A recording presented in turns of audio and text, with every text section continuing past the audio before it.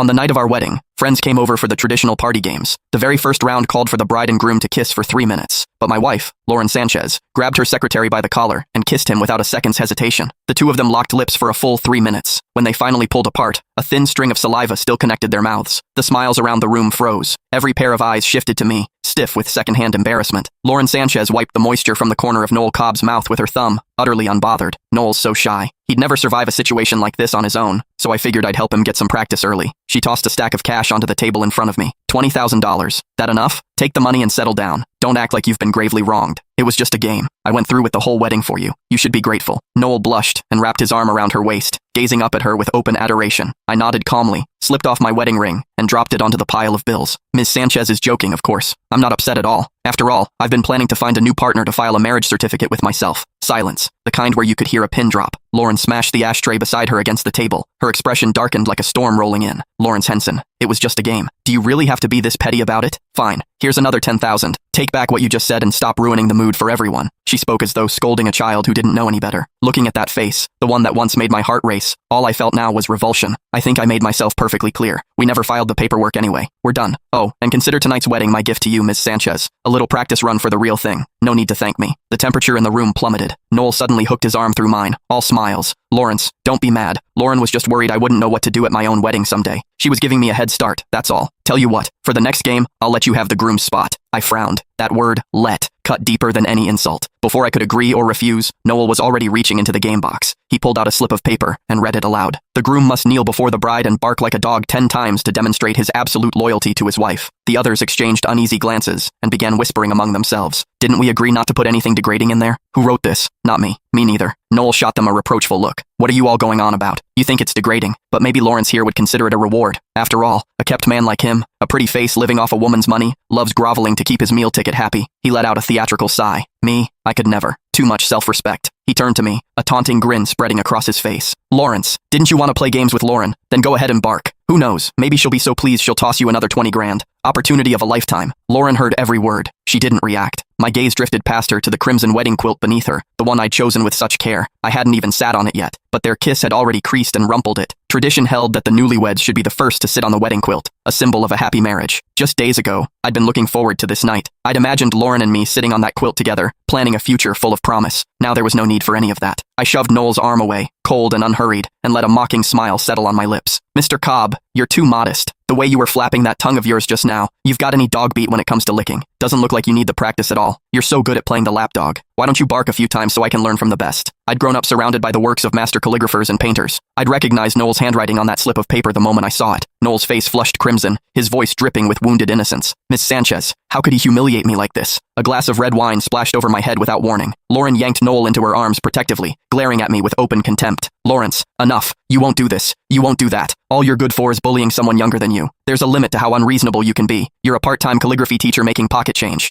Your salary's so pathetic I'd be embarrassed to use it for gas money. You only live the life you do because of me. Where do you get off thinking you can tell me what to do? A sneer curled at the corner of her mouth. Noel actually helps me carry the load at the company. Forget swapping him into a party game. If he wanted the moon, I'd pluck it from the sky for him. And what can you do for me? You wormed your way into a wedding with me without so much as a decent betrothal gift. You're nothing but a freeloader trying to cash in. So Lawrence, take the money and sit down. If it's not enough, I'll give you more. But if you keep making trouble, I won't go through with the marriage license. Period. My chest ached, tight and suffocating. So refusing to accept my wife kissing another man was making trouble. And 5 years of devotion, of building her empire beside her from nothing, amounted to freeloading. But Lauren didn't know. The betrothal gift had been ready for months. The assets were so extensive that cataloging everything had taken time. I'd planned to present it all the day we signed the marriage license, as a surprise. Now I saw she didn't deserve it. Well, that works out perfectly. I was thinking the same thing. My voice came out cold and flat. I turned, grabbed my coat, and headed for the door. The moment I pulled open the villa's front door, a voice rang out behind me. Hold on. Lauren descended the staircase, chin tilted up, wearing a smile that wasn't really a smile. Lawrence, that Canada Goose parka you're wearing, $100,000. I paid for it. If you've got the nerve to talk about breaking up, then don't walk out in my things. Or can you not afford to dress yourself? Oh, and don't forget to leave every card I ever gave you. The front door gaped wide open. Frigid wind laced with snowflakes bit into my neck, but it wasn't half as cold as what I felt inside. Last winter, right when the cold set in, She'd complained that the jackets I bought were cheap brands that couldn't keep me warm. She'd thrown them all out without asking. The next day, she handed me a Canada Goose parka and told me that things were better now, that she'd never let me freeze again. Lauren knew all of this perfectly well. She was doing it to humiliate me on purpose. In that moment, regret hit me like a wall. Regret for misjudging who she really was all those years ago. One of the guests stepped in, trying to smooth things over. "Lauren, it's below zero out there. Lawrence is barely wearing anything underneath. Without that coat, he'll freeze. It's supposed to be a happy occasion. Don't let it end on a sour note. Just swallow your pride and make up with your husband. There's no shame in that." Lauren, of course, saw it differently. Her lips twisted into a mocking smirk. "We haven't even signed the papers. What kind of husband is he? I spoiled him too much, that's all. Now he thinks he can throw around words like break up whenever he pleases. He should be grateful I'm not making him walk out naked." "Lawrence, don't say I never gave you a chance. Apologize right now. Promise to get along with Noel from here on out. I'll forgive you. We'll sign the license like planned, and you'll still be the man of the Sanchez household." Noel settled in close beside her, all smiles. "That's right, Lawrence. You already lowered yourself to being a kept man. What's with the pride all of a sudden? I'd quit while I was ahead if I were you. It's 2 in the morning. In weather like this, there's not a cab to be found out here, and the nearest hotel is miles away. You'll freeze to death on the side of the road." The moment the words left her mouth, Lauren seemed to get an idea. She picked up her phone and dialed, "Call every hotel and motel in Capital City. Lawrence Henson is not to be given a room, anywhere." My heart plummeted. This was Lauren's obedience test. She wanted me to understand that she could dictate my life on a whim. She was training me to be docile, to swallow my pride and submit. I drew a long breath, then slapped the bank cards down on the coffee table. Without a second's hesitation, I pulled off the Canada Goose parka and tossed it into the fireplace beside me. The flames surged, casting a bright glow across Lauren's stunned face. I turned and walked straight into the blizzard without looking back. The wind cut through me like a blade. Every step was a battle, my whole body shaking so violently my teeth rattled. I kept going until I found an internet cafe that was still open and begged the owner for a cup of hot water. Only after I drank it did the feeling start returning to my fingers. But within minutes, my eyelids grew impossibly heavy. I slumped forward and passed out. Somewhere in the haze, I felt hands on me. I forced my eyes open and found myself staring into the owner's greasy, bloated face.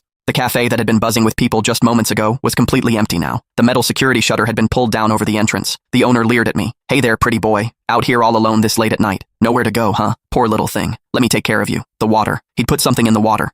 Terror crashed over me like a wave. I bit down on my tongue, hard, forcing myself awake through the searing pain. I shoved him off me with everything I had and bolted toward the bathroom in the corner, slamming the door shut and locking it behind me. I was about to call the police when Lauren's number flashed across the screen. 1% battery. I stared at it, then clenched my jaw and answered. The sound that came through was Lauren's breathless panting, thick with arousal. "Lawrence, where did you put those condoms I brought back from overseas last month? I need to show Noel a thing or two about wedding night party games." Her tone turned mocking. "What, now that you know you can't survive without me, you went and stole them to sell? Is that how desperate you are?" I choked down the nausea clawing up my throat and spoke as fast as I could. "Lauren, I'm at an internet cafe on Guangfu Road. The owner is trying to assault me. Please, come get me." Lauren's voice went taut with alarm. "What? I'm coming right now." Then, the very next second, Noel's sneering laugh slithered through the speaker. "Lawrence, buddy, are all kept men as calculating as you? I drove down that road just this afternoon. There's no internet cafe there. You're just pulling a sob story to guilt Ms. Sanchez into caving first, aren't you? Ms. Sanchez, if you actually go, you'll only be rewarding his tantrums. Once you two are officially married, he'll threaten divorce every time he doesn't get his way. How embarrassing would that be?" Before I could get a word in, Lauren exploded. "Lawrence, you are absolutely shameless. You'd stoop to a lie like that? Don't think for a second I'm going to coddle you this time. You want to come back? Fine. Tomorrow morning, you get on your knees in front of my office and tell me you were wrong. Without me, that pathetic little salary of yours couldn't even cover rent on a decent apartment. You'd try to sell yourself on the street, and people would turn you down for the lousy accommodations. Go sit somewhere and think about that." The line went dead. A heartbeat later, the screen went black. Something inside me died with it. Click. The bathroom lock turned from the outside. The cafe owner barged in, grabbed a fistful of my hair, and grinned. "Where do you think you're going, pretty boy? This is my turf. You think I don't have the key to my own damn bathroom? Trying to call your little girlfriend for help? I heard every word. She's too busy letting some other guy use those condoms to bother with you. Now be a good boy and take care of me. Don't worry, I'm not high maintenance. I never bother with protection. Ha ha ha." In the depths of my despair, a thunderous crash erupted from outside. The rolling shutter was forced open.